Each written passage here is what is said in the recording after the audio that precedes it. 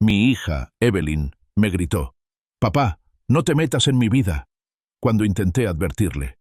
No tenía ni idea de que su marido, Brandon, estaba apostando en secreto nuestra casa familiar, un lugar que construí a lo largo de 30 años. No discutí. Simplemente me puse manos a la obra, encontré las pruebas y me preparé para desenmascarar la traición. Esto no se trata solo de dinero. Se trata de salvarlo todo. Dale a me gusta y comparte esta historia, y dime desde dónde la estás viendo, para que pueda ver hasta dónde ha llegado. Gracias. Mi hija, Evelyn, me cerró la puerta en las narices. No literalmente, pero sus palabras impactaron tanto como cualquier barrera física. Había ido a verla preocupado después de que me comentara, en una llamada apresurada, que tenía problemas económicos.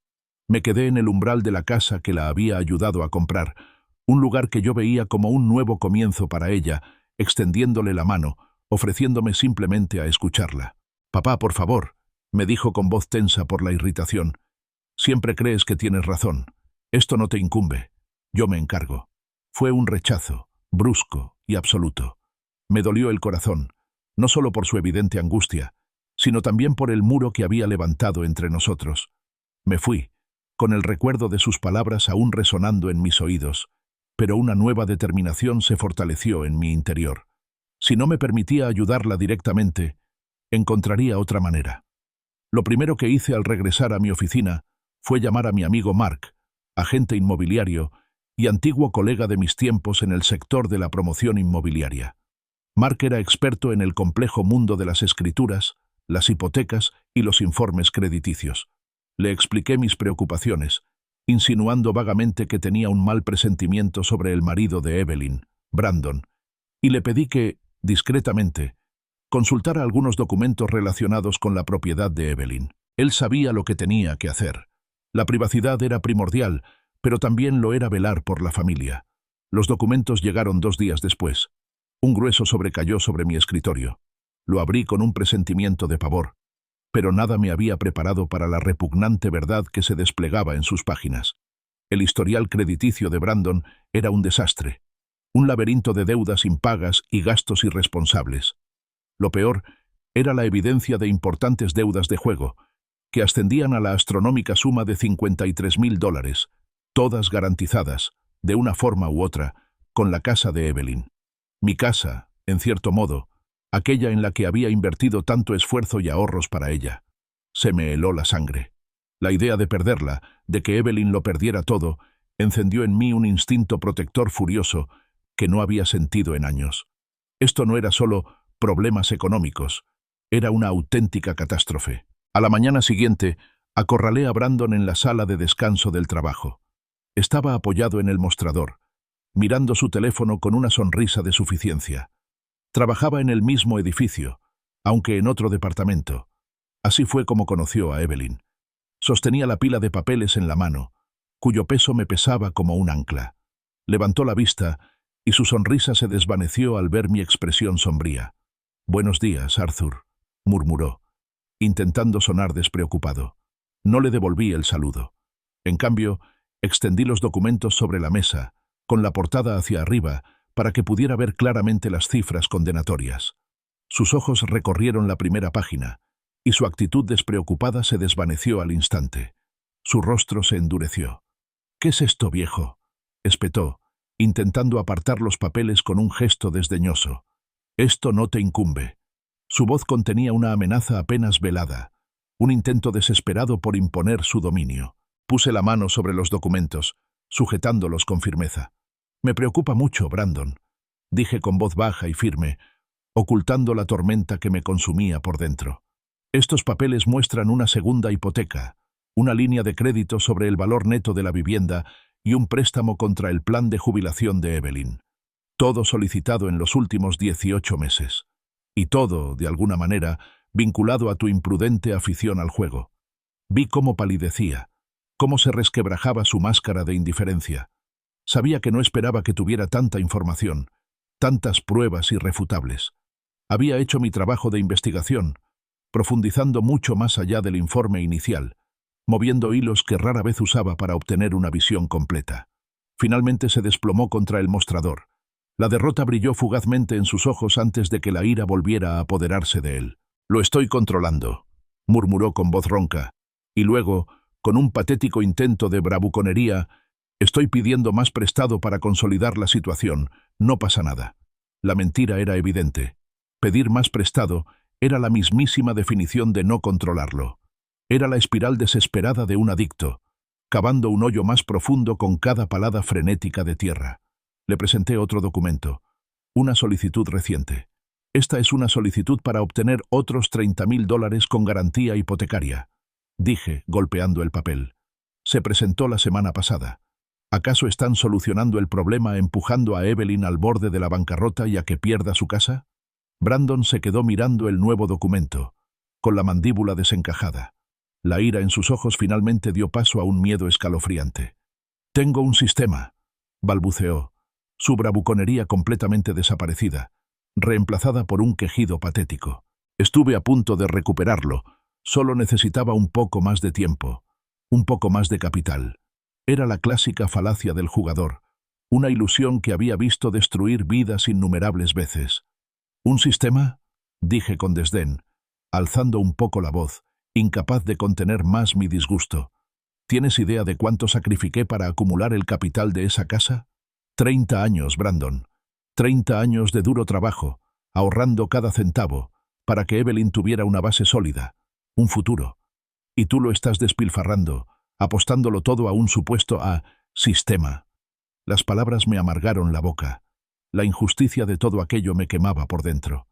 Finalmente, estalló, su miedo dando paso a pura agresividad.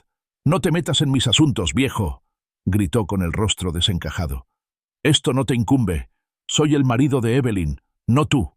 Salió furioso de la sala de descanso, dejando tras de sí papeles esparcidos y el hedor de su desesperación. Reuní los documentos, con las manos temblando ligeramente, pero mi determinación se reafirmó. No me escucharía. Era imposible razonar con él. Mi única esperanza era Evelyn. Tenía que escuchar. Tenía que ver la verdad. Al salir del edificio, pasando por el estacionamiento, vi el televisor de pantalla plana, enorme y flamante, que se asomaba por la ventana de la sala de la casa de Evelyn. Recordaba que lo había mencionado. Una compra reciente, un capricho que Brandon les había dado. Qué ironía, pensé, que estuvieran comprando artículos de lujo mientras, al mismo tiempo, jugaban con sus propios cimientos. Mi plan empezó a tomar forma mientras conducía a casa. Me sentaría con Evelyn, con calma, con racionalidad. Le mostraría cada documento, cada cifra alarmante. Le haría ver el peligro, la catástrofe inminente. Y entonces, le presentaría una solución. Aún no sabía cuál era esa solución, no con precisión, pero sabía que tenía que encontrarla. Una silenciosa determinación me invadió, reemplazando el dolor inicial de su rechazo y la rabia que sentía hacia Brandon. Esto no había terminado, ni mucho menos. Evelyn abrió la puerta con el teléfono pegado a la oreja, enfrascada en una conversación informal. Se detuvo, abriendo ligeramente los ojos al verme. Una sonrisa cautelosa apareció fugazmente en su rostro, una expresión frágil que conocía bien, señal de que intentaba mantener la compostura mientras lidiaba con algo difícil. «Papá», articuló sin emitir sonido, y luego habló por teléfono. «Te llamo luego. Ha surgido algo». Colgó, con la mirada desviada con inquietud. «Tenemos que hablar, Evelyn», dije, con la voz desprovista de la habitual calidez paternal. Mi tono era serio, sin dejar lugar a sus tácticas evasivas. Al entrar, el aire de la casa estaba denso, no solo por el empalagoso aroma de las velas caras, sino también por una tensión casi palpable, un zumbido silencioso de estrés que parecía vibrar en las paredes. Era un aroma familiar para mí, el olor de los problemas que se gestan bajo una superficie impecable. Señaló la cocina con un gesto algo deliberado. «¿Café, papá? ¿O té?», preguntó con voz un tanto alegre. Justo iba a prepararme uno. «De verdad», añadió con una risa nerviosa. «Necesito algo que hacer cuando papá habla así. Es señal de problemas».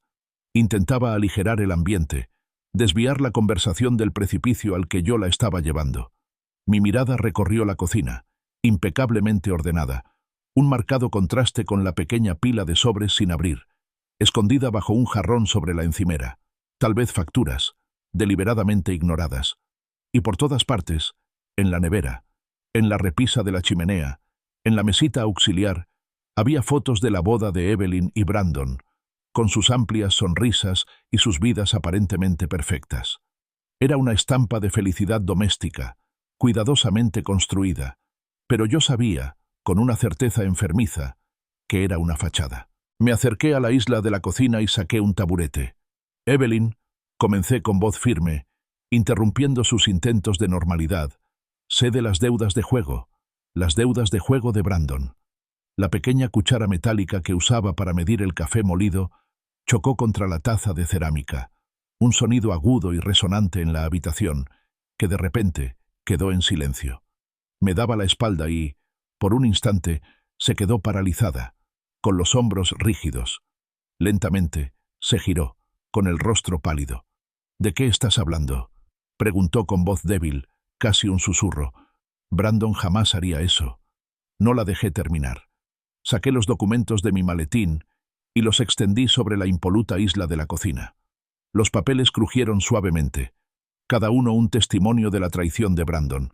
Solicitudes de préstamo, informes de crédito, extractos bancarios. Allí estaban, crudos e innegables, contra la brillante superficie blanca. «Aquí», dije, señalando líneas específicas en los documentos. «Un préstamo con garantía hipotecaria. Una segunda hipoteca. Ambos a tu nombre, Evelyn, con esta misma dirección.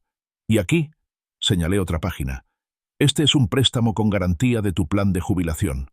Todo en el último año y medio. Todo vinculado, de una forma u otra, a las cuentas de Brandon, a sus actividades». Vi cómo sus ojos se movían rápidamente de un documento a otro, sus negaciones desmoronándose ante el peso de las pruebas. Su rostro, antes pálido, se puso rojo carmesí. Un grito ahogado escapó de su garganta. «¡No!», chilló, con la voz quebrada por una mezcla de miedo y furia. Con un violento movimiento de brazo, esparció los papeles cuidadosamente ordenados por el suelo, algunos deslizándose bajo la encimera. «Brandon jamás haría algo así. Son falsos. Intentas arruinarnos». Su voz era áspera, teñida de histeria. Era más fácil arremeter, negar, que afrontar la verdad.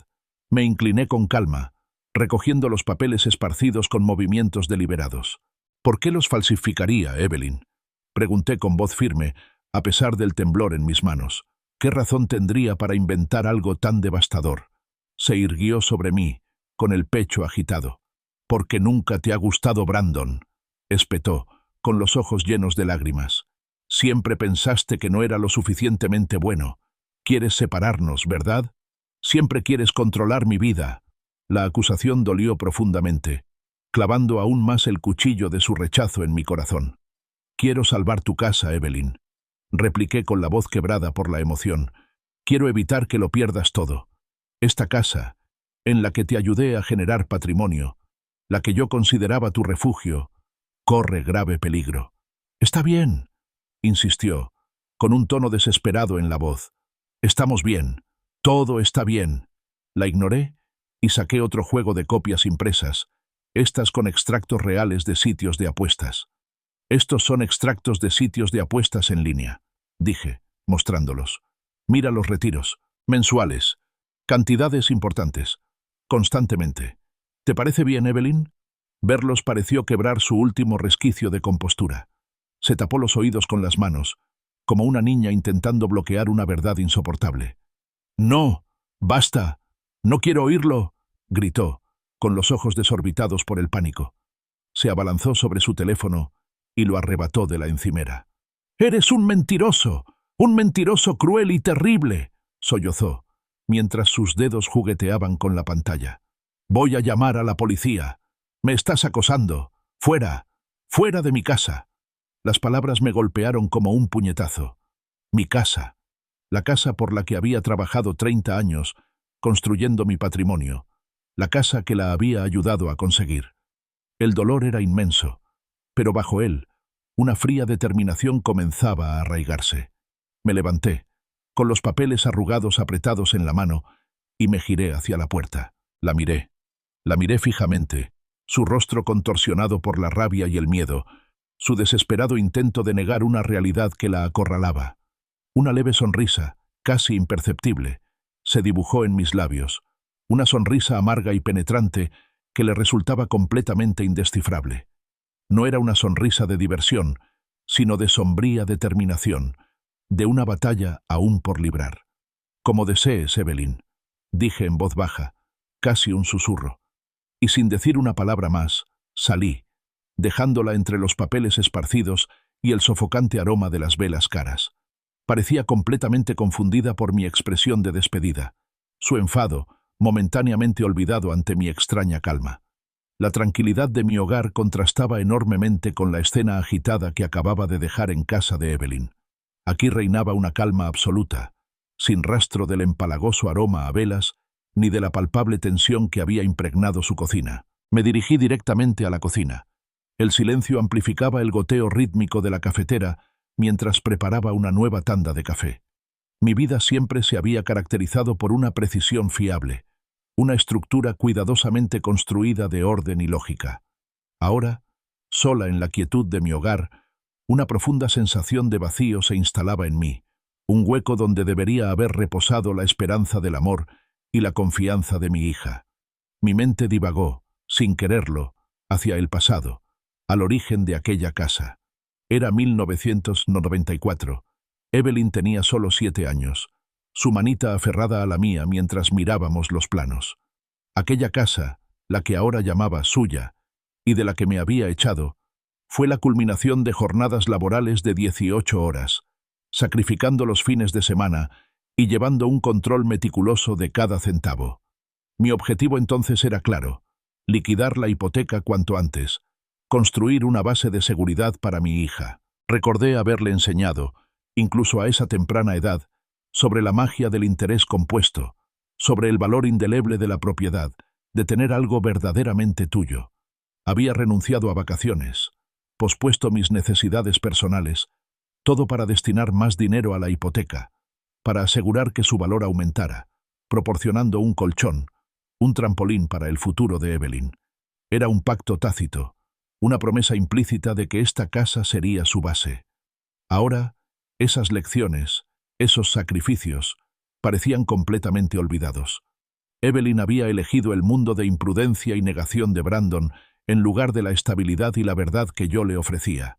Sus palabras, «fuera de mi casa», resonaron en el silencio, desmoronando mi fachada paternal. En ese instante, la motivación inicial, el deseo de salvarla, de protegerla, se marchitó y murió. Su rechazo había sido absoluto, su lealtad a Brandon inquebrantable, incluso ante pruebas irrefutables. Si no quería ser salvada, entonces mi papel como padre, en esa crisis en particular, carecía de sentido. Una determinación distinta se apoderó de mí, más fría, más dura. Ya no se trataba de protección paternal. Se trataba de venganza, de contraatacar a alguien que no solo había traicionado mi confianza, sino que me había estafado activamente, robándome 30 años de planificación meticulosa, 30 años del trabajo de mi vida invertidos en ese patrimonio. Ya no era un padre afligido, era un ingeniero, víctima de una injusticia flagrante. Y los ingenieros, por encima de todo, resuelven problemas. Mi mente, entrenada en los principios de integridad estructural y soluciones lógicas, se puso en marcha. Identificación del problema, las deudas de juego de Brandon, la complicidad de Evelyn y la amenaza inminente a la casa. Evaluación de recursos, mis conocimientos, mis registros financieros y la ley.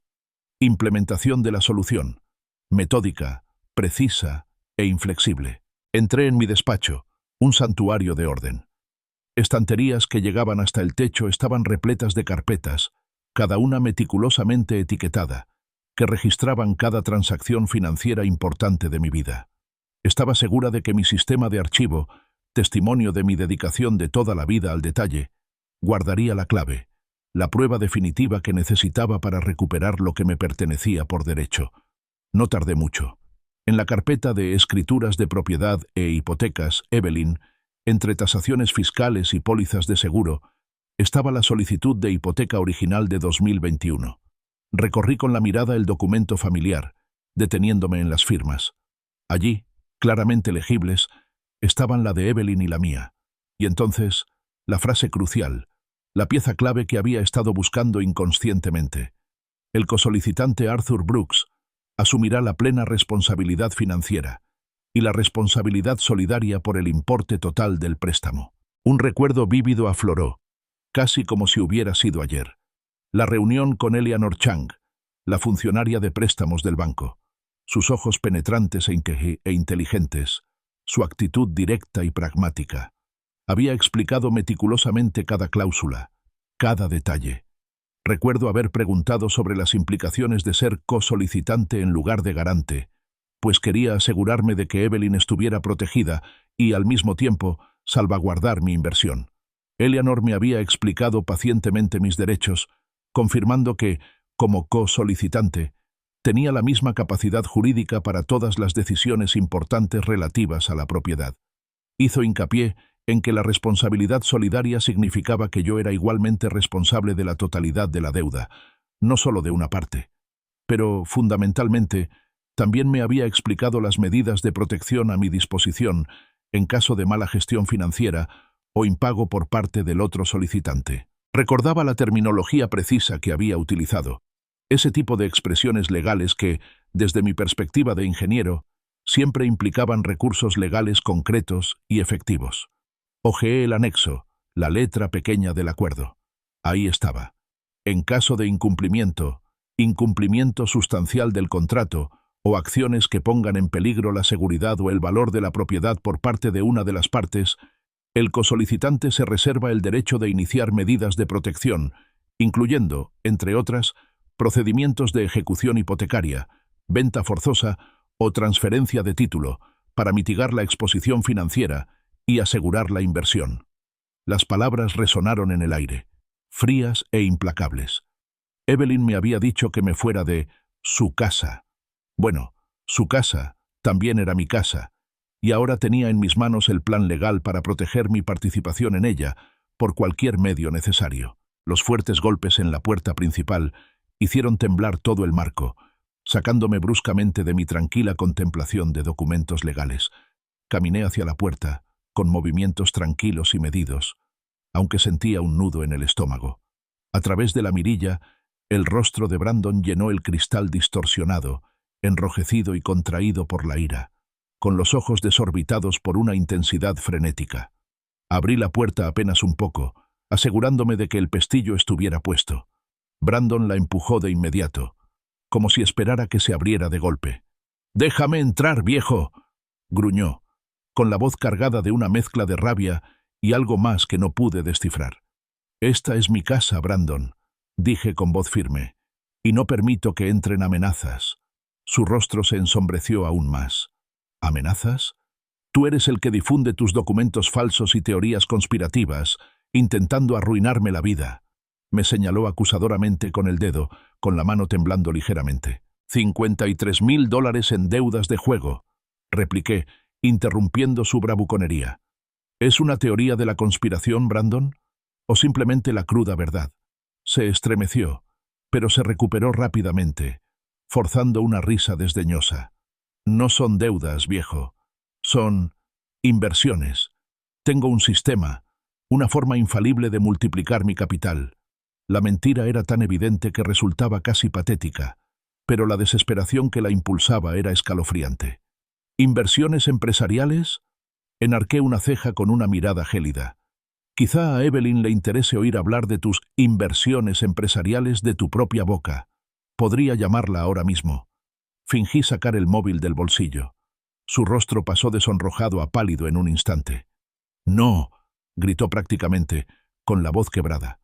«Ni se te ocurra llamarla. Estás intentando destruir mi matrimonio. Estás intentando ponerla en mi contra». «Tu matrimonio, Brandon, se está viendo perjudicado por tu adicción al juego», le corregí con voz monótona. «No por mi intento de proteger a Evelyn y su hogar». Sus ojos se entrecerraron. Golpeó el marco de la puerta con la mano, haciendo crujir la vieja madera. «No soy un adicto», rugió, alzando la voz. Luego, acercándose a la rendija de la puerta, su tono bajó, convirtiéndose en un gruñido bajo y amenazador. Tienes que dejarlo en paz, Arthur.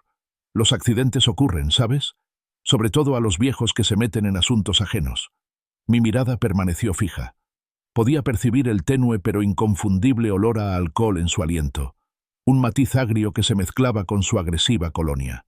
Su pie golpeaba el suelo del porche con un ritmo frenético.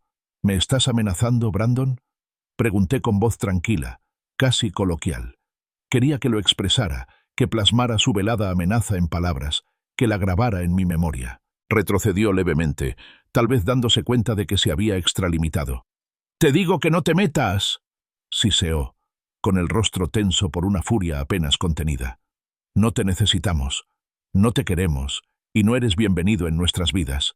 ¿Entendido?». Me limité a mirarlo, con una expresión indescifrable. Se giró bruscamente, encogiéndose de hombros, y se dirigió a grandes zancadas hacia mi entrada. Lo vi subirse a su elegante BMW negro, un coche que sabía que no podía permitirse con su sueldo actual. Otra prueba más de su derroche. El motor rugió y arrancó a toda velocidad, dejando tras de sí una estela de humo y una persistente sensación de inquietud. Su visita, sin embargo, reafirmó mi decisión. Evelyn no escuchaba, y Brandon era claramente irracional. La vía legal ya no era una opción, era el único camino viable. Volví a entrar, cerré la puerta con llave y cogí el teléfono. El número de David Chang, un brillante abogado inmobiliario recomendado por mi amigo Mark, ya estaba guardado. David contestó al segundo tono. Su voz era clara y profesional. Tras resumir brevemente la situación, haciendo hincapié en mi condición de cosolicitante y en la creciente deuda garantizada con la casa, David guardó silencio un instante. «Arthur, necesito consultar más documentación, pero según lo que me has contado, necesitamos un análisis de mercado inmediato de la propiedad de Evelyn». Me devolvió la llamada en menos de una hora. «De acuerdo, Arthur. Basándonos en ventas similares en el vecindario de Evelyn, la casa está valorada actualmente en entre 460 y 470 mil dólares. Bien», dije, sintiendo un fugaz alivio. «Ahora viene lo bueno. Brandon ya ha conseguido 53 mil dólares en préstamos adicionales sobre la propiedad, además de la hipoteca original, y ha solicitado otros 30 mil. David silbó suavemente. «Eso complica las cosas significativamente. Estamos ante una importante pérdida de capital. Con tu condición de cosolicitante y el nivel actual de deuda, parece que te diriges a una situación de venta forzosa, Arthur, para proteger tus intereses». «No se trata solo de una venta forzosa, David», le corregí, basándome en la información que había obtenido de la explicación de Eleanor Chang y en la letra pequeña de mis documentos. «Es una acción legal de partición. Mis derechos como avalista me dan la legitimidad para forzar la venta y proteger mi importante inversión de capital a largo plazo». «Exactamente», confirmó David. «Dadas las circunstancias, el tribunal casi con seguridad ordenará la venta por partición. Sería una venta rápida, normalmente a un precio ligeramente reducido para atraer compradores de inmediato. Probablemente, el precio de venta estaría entre los 420 y los 430 mil, dependiendo de la estrategia de marketing que empleemos. No será lo ideal, pero minimizará sus pérdidas y le permitirá recuperar su inversión antes de que Brandon lleve la casa a ejecución hipotecaria. Presentaremos la solicitud, obtendremos una tasación y luego solicitaremos la venta al tribunal. No será agradable, Arthur, pero es la forma más eficaz de proteger su inversión». Le di las gracias, sintiendo el peso de la decisión. Era una medida drástica, una que sin duda destruiría mi relación con Evelyn para siempre. Pero tras las amenazas de Brandon y la lealtad ciega de Evelyn, no me quedaba otra opción. Si esta historia te está atrapando tanto como a mí, por favor, dale a me gusta, compártela con tus amigos y suscríbete para no perderte el próximo capítulo de este drama. Tu apoyo significa muchísimo para mí mientras comparto esta experiencia tan personal. Mi reunión con Michael Davis estaba programada para finales de esa semana. Michael, un abogado especializado en disputas de propiedad familiar, recomendado por David, tenía fama de manejar casos complejos con tacto y firmeza. Su oficina era sorprendentemente discreta, sin los adornos llamativos que solía asociar con los abogados. Me escuchó con paciencia mientras le explicaba toda mi situación: la compra inicial, mi condición de cosolicitante, las deudas de juego de Brandon, la negativa de Evelyn y el rechazo generalizado a mi ayuda. Michael asintió lentamente, pensativo. Las divisiones familiares son raras, Arthur. Comenzó con voz tranquila. No porque sean ilegales, sino por la inmensa complejidad emocional que implican. Suelen ser señal de una ruptura irreparable. Precisamente ahí es donde estamos, Michael, dije con voz monótona. Deslizó un expediente sobre su escritorio. Según la información que ha proporcionado, sus derechos como copropietario son indiscutiblemente sólidos. Como cosolicitante de la hipoteca original, y dada su responsabilidad solidaria, Evelyn y Brandon no pueden, legalmente hablando, tomar decisiones unilaterales que pongan en peligro la seguridad o el valor de la propiedad sin su consentimiento. Al acumular importantes deudas de juego garantizadas con la casa y al obtener préstamos adicionales, han infringido claramente este principio. La ley de Florida ofrece soluciones claras para este tipo de situaciones. Se inclinó hacia adelante, con la mirada fija. La partición mediante venta, en esencia, es la opción más drástica. Se trata de una venta de la propiedad ordenada por un tribunal. Una vez presentada la solicitud, el tribunal designará a un perito judicial para supervisar la venta, generalmente en un plazo de 30 a 90 días. Posteriormente, las ganancias se distribuirán según el patrimonio y las aportaciones financieras de cada parte, una vez saldadas todas las deudas y los honorarios legales. Un pesado silencio llenó la habitación. «Necesito que entiendas, Arthur», continuó Michael, suavizando ligeramente su tono. «Una vez que presentes esto, no habrá vuelta atrás. Esta acción dañará permanentemente tu relación con Evelyn. La obligará a actuar, y habrá resentimiento, tal vez incluso odio, que quizá nunca se cure». Miré por la ventana, recordando la voz chillona de Evelyn, su amenaza de llamar a la policía, su orden de que me fuera de su casa, la imagen del rostro furioso y distorsionado de Brandon, amenazándome en la puerta de mi casa, me vino a la mente. «Creo que esa relación ya está dañada irreparablemente, Michael», dije finalmente, volviéndome hacia él con voz firme. «Intenté salvarla, y me rechazó. Ahora, tengo que salvarme a mí mismo y a los 30 años de mi vida que invertí en esa casa». Michael asintió, con un destello de comprensión en los ojos. «Muy bien, procederemos. Haré que preparen la documentación y programaremos la presentación para el lunes por la mañana». Ese día conduje a casa con un renovado sentido de propósito.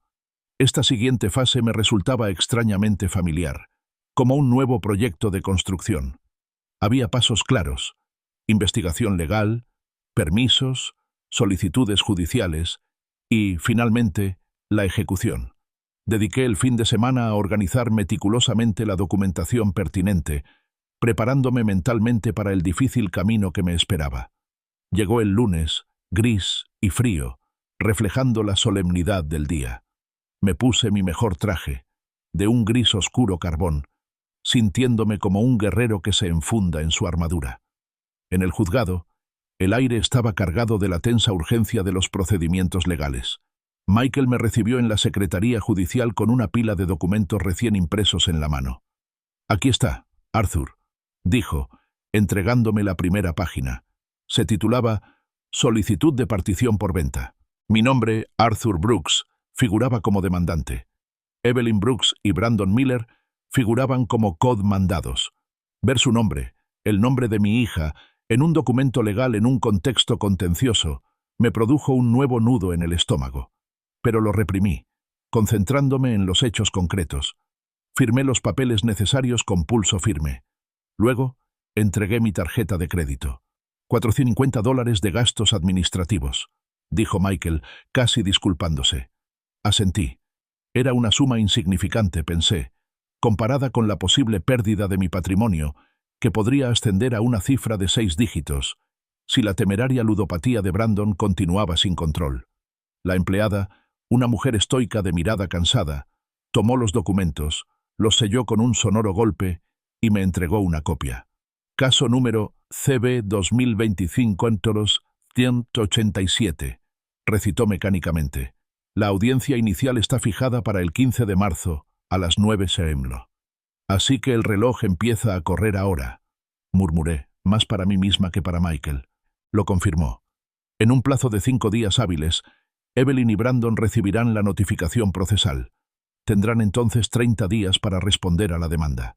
Además, continuó, mostrando otro documento, hemos presentado una demanda pendiente con la Oficina de Registro de la Propiedad. Esto es crucial. Se trata de una notificación de litigio pendiente contra la propiedad. Les impide transferir la titularidad, obtener más préstamos o realizar cambios financieros importantes en la propiedad hasta que se resuelva este caso. En esencia, la casa está ahora congelada. La palabra congelado resonó en mí. Mis 30 años de inversión, congelados, a salvo, al menos por ahora. La lucha había comenzado. El silencio se prolongó hasta el jueves por la tarde. Mi teléfono, que había estado inusualmente silencioso desde la presentación de la demanda, de repente empezó a sonar. El nombre de Evelyn apareció en la pantalla. Vi cómo sonaba, luego rechacé la llamada y la dejé ir al buzón de voz. Unos instantes después, apareció el nombre de Brandon. También lo ignoré. El patrón se repitió. Evelyn. Luego Brandon. Luego Evelyn otra vez. Al final de la tarde, había acumulado 7 llamadas perdidas y 3 mensajes de voz. Escuché el primer mensaje de Evelyn. Su voz era temblorosa y confusa. «Papá, soy Evelyn. ¿Qué son estos papeles? ¿Qué está pasando? Por favor, llámame. No entiendo». Había una genuina angustia, pero también un atisbo de la misma negación que ya había escuchado antes.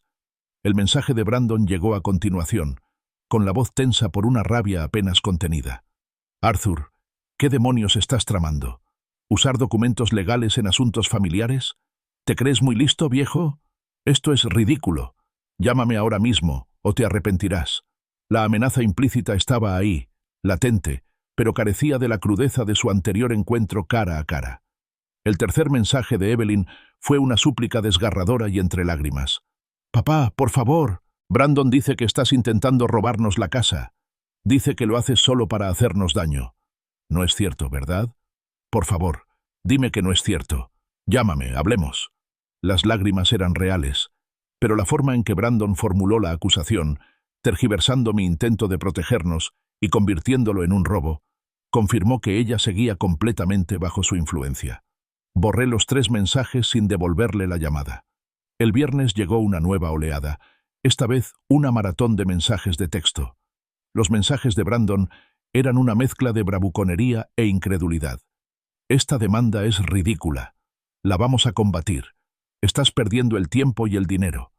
Los mensajes de Evelyn, en cambio, eran más suaves, más suplicantes. «Papá, podemos solucionarlo. Por favor, no hagas esto. Hablemos como una familia». Luego, conforme avanzaba el día y mi silencio persistía, los mensajes de Brandon volvieron a ser abiertamente amenazantes. «Estás cometiendo un gran error, uno muy grave. No digas que no te lo advertí». Le envié una selección de estos mensajes a Michael Davis. Me llamó poco después. «Bueno, Arthur», dijo con un tono de burla irónica, «parece que nuestro agente judicial fue bastante eficiente. Tanto Evelyn como Brandon fueron notificados ayer con éxito. Su reacción es la habitual. Primero, pánico. Luego, negación. Después, ira. Exactamente como se esperaba. ¿Y si no responden?», pregunté con voz tranquila. «Si no presentan una respuesta formal a la demanda en un plazo de 30 días», explicó Michael, «podemos solicitar una sentencia por rebeldía. Esto significa que el tribunal presume que han aceptado las pretensiones de la demanda y concederá automáticamente la partición mediante venta. Agiliza considerablemente todo el proceso. Por lo tanto, cuanto menos respondan, mejor para nosotros». Pasé el sábado en mi jardín podando las rosas. El trabajo físico fue una grata distracción. El teléfono vibraba insistentemente en mi bolsillo, pero lo ignoré, dejando sin contestar las llamadas de números desconocidos y los mensajes cada vez más desesperados de Evelyn y Brandon. Estaba decidido a seguir adelante con este plan, y cualquier contacto directo con ellos solo entorpecería el proceso legal. El domingo llegó un último mensaje de voz de Evelyn, y este era diferente. Su voz era más tranquila, casi inquietantemente tranquila, pero con un nuevo matiz de certeza. «Papá, hablé con el abogado de Brandon. Dijo que esto de la partición es solo una táctica para asustarnos. Dijo que solo intentas intimidarnos y que no tenemos por qué responder. Así que no lo haremos. Estás tirando el dinero. No puedes ganar esto, papá. Una sonrisa gélida se dibujó en mis labios. Este era precisamente el tipo de autosabotaje que esperaba del sistema de Brandon. Llamé inmediatamente a Michael. No van a presentar ninguna respuesta, Michael, le informé, al relatarle el último mensaje de Evelyn. Hubo un momento de silencio al otro lado de la línea, y luego la voz de Michael, nítida y satisfecha. Perfecto. Eso es justo lo que queremos, Arthur. Esto significa que solicitaremos una sentencia por rebeldía en cuanto se cumpla el plazo de 30 días. Reducirá considerablemente el tiempo y nuestros gastos legales. Llegó el lunes por la mañana y mi teléfono seguía en silencio. Llamé a la secretaría del juzgado, con el corazón palpitando entre la anticipación y el temor. Caso CB 2025, ND-7. Dije. ¿Se ha presentado alguna respuesta? No, señor, respondió la empleada con voz inexpresiva. No se ha presentado ninguna respuesta para ese caso. Solté un profundo suspiro de alivio. El camino estaba despejado. Inmediatamente llamé a Richard, el tasador que David me había recomendado. Richard, le dije, necesito que programes la tasación de la propiedad de Evelyn Brooks lo antes posible. El proceso de partición sigue adelante. Entendido, Arthur, respondió Richard. Me pondré a ello. Pero prepárate. Con la deuda existente y las condiciones de venta forzosa, perderás al menos $100.000 de capital potencial respecto a su valor máximo de mercado. Es un golpe duro, incluso si recuperas tu inversión inicial. $100.000. Era una suma exorbitante, un precio amargo a pagar por la imprudencia de Brandon y la obstinada negación de Evelyn. Pero era una pérdida controlada, una amputación necesaria para salvar el cuerpo entero. El martes recibí el último y desesperado mensaje de voz de Brandon. Su habitual bravuconería había desaparecido, reemplazada por una jovialidad forzada que sonaba totalmente fuera de lugar. Hola, Arthur, soy Brandon. Mira, quizá empezamos con mal pie, ¿no? ¿Qué tal si nos juntamos a cenar y lo arreglamos como familia, sin necesidad de tanto papeleo? El repentino cambio de amenazas a una reconciliación fingida era evidente, claramente un último intento desesperado después de que el sobreseimiento de la demanda por parte de su abogado resultara erróneo. Lo escuché, con una sombría satisfacción invadiéndome, y luego lo borré, condenando su súplica al vacío digital. El miércoles por la mañana, Michael Davis volvió a llamar, con una voz más urgente de lo habitual. Arthur, ¿puedes venir a la oficina? Necesito hablar contigo sobre malas noticias. Este tipo de disputas por la partición, especialmente cuando hay ludopatía de por medio, a veces pueden acabar muy mal. Entré de inmediato. Michael me sentó, con expresión seria. He estado revisando algunos casos, Arthur. Comenzó, deslizando un archivo sobre su escritorio. Contenía informes policiales y documentos judiciales censurados. Cuando los ludópatas desesperados se enfrentan a perderlo todo, especialmente su hogar, su comportamiento puede agravarse drásticamente. Hemos visto casos de acoso, vandalismo e incluso intimidación física contra la parte que inicia la partición. Me miró fijamente. Dado el temperamento de Brandon, sus anteriores amenazas veladas y la desesperación que debe estar sintiendo ahora mismo, debo advertirle que podría estar en peligro físico. Por su seguridad, le recomiendo encarecidamente que considere la posibilidad de mudarse temporalmente, solo durante el tiempo que dure la venta y hasta que se hayan mudado. La idea de abandonar mi hogar, mi santuario, me inquietaba, pero confiaba en el criterio de Michael. No era de los que dramatizaban. Esa tarde me encontré recorriendo en coche varios complejos de apartamentos, buscando algo práctico y seguro. Me decidí por Palmetto Gardens, un complejo bien mantenido a unas pocas localidades de distancia. Ofrecía apartamentos totalmente amueblados, contratos de mes a mes, seguridad robusta y el anonimato que tanto anhelaba. Alquilé el apartamento 2B con la intención de quedarme entre 2 y 3 meses. Era un espacio funcional, aunque impersonal, pero cumplía con todos mis requisitos. El jueves por la noche empecé a empacar. Fue un ejercicio extraño decidir qué era esencial. Empaqué ropa, mi computadora portátil, algunos libros y los documentos legales más importantes. La mayoría de mis pertenencias, los recuerdos acumulados durante toda una vida, Los dejé atrás, confiando en que estarían a salvo en mi casa vacía y segura. El viernes por la mañana, bajo la tenue luz del alba, cargué mi camioneta. Notifiqué el cambio de domicilio en la oficina de correos, solicitando que retuvieran mi correspondencia. Revisé 2 veces todas las cerraduras, activé la alarma y programé un temporizador para que las luces se encendieran aleatoriamente, simulando que había alguien en casa. Al alejarme, mi casa parecía una más, esperando en silencio el regreso de su dueño. Mi nuevo apartamento se sentía extraño, pero también increíblemente seguro. Era anónimo, un espacio neutral, completamente alejado del campo de batalla emocional en el que había estado trabajando. El constante e intrusivo sonido de mi teléfono había cesado, lo que me produjo un profundo alivio. Solo Michael y Richard, el tasador, conocían mi paradero temporal, y ambos tenían instrucciones de mantenerlo en secreto. Luego, el jueves por la tarde, llegó un mensaje de texto, no de Evelyn ni de Brandon, sino de Richard. El tasador completó la evaluación. El informe se presentó ante el tribunal. De repente, como si estuviera previsto, mi teléfono empezó a sonar. Evelyn. Luego Brandon. Otra vez. Y otra vez. El breve respiro había terminado.